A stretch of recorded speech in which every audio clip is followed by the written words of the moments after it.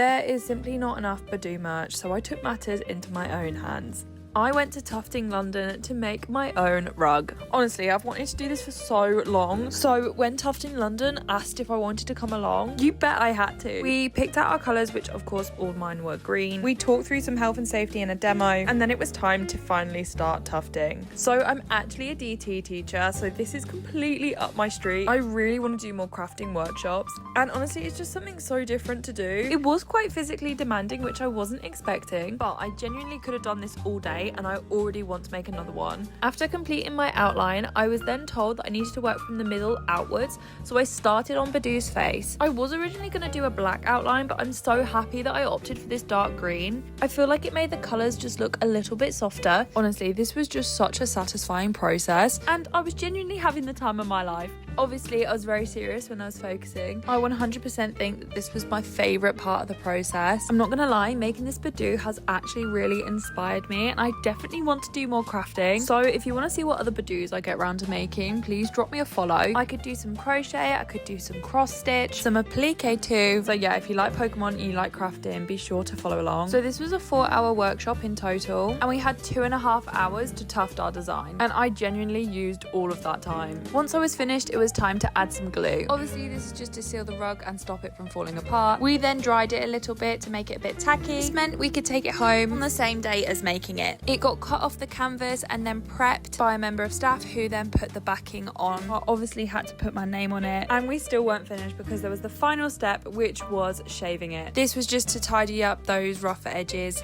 Again, this was another really satisfying process. This has genuinely been one of the most fun things I've ever done. Not gonna lie, you guys, I am genuinely so impressed with how this came out. Let me know how I did down in the comments below. Huge thank you to Tufting London for having me, and I couldn't recommend this enough.